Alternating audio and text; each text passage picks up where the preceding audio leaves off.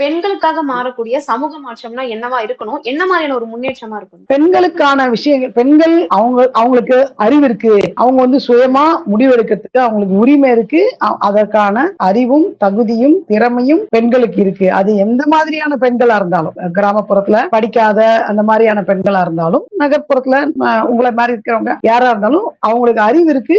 அவங்களுக்கான விஷயங்களை அவங்க முடிவு பண்ணலாம். நம்ம ஆலோசனைகள் வேணாம் கொடுக்கலாமே அப்படின்ற நிலைமைக்கு சக ஆண்கள், குறிப்பா நண்பர்கள், காதலர்கள், இணையர்கள் அந்த அந்த புரிதலுக்கு முதல்ல வரணும். அவங்களுக்கு அறிவு இருக்கு, அவங்களுக்கு அந்த டிசிஷன்ஸ் அவங்க எடுப்பாங்க.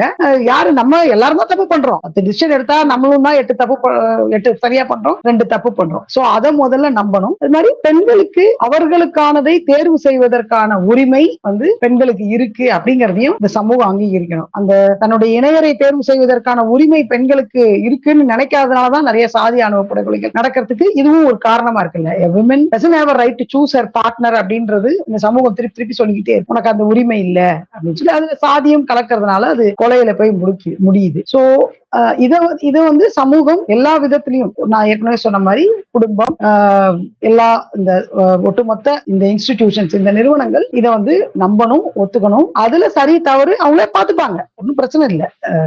சில பிரச்சனைகள்ல போனாங்கன்னா அவங்க ஹேண்டில் பண்ணி வந்துருவாங்க. நம்ம கொஞ்சம் சப்போர்ட்டிவ் ஹேண்டோட இருந்தா போதும் அப்படிங்கறது அந்த புரிதல் முதல்ல வரணும். அப்புறம் பெண்கள் சார்ந்த பிரச்சனைகள், வன்முறைகள் நடந்தா பெண்களுக்கு கலாச்சார வகுப்பு எடுக்கிறவங்க கொஞ்சம் திருப்பி இந்த வன்முறைகளுக்கு காரணமா இருக்கிற ஆண்களுக்கோ வகுப்பு எடுக்கிறது இல்ல அவங்களுக்கு போய் அறிவுரை சொல்றதுன்றதை நோக்கி திரும்பணும். அது கண்டிப்பா வரணும்.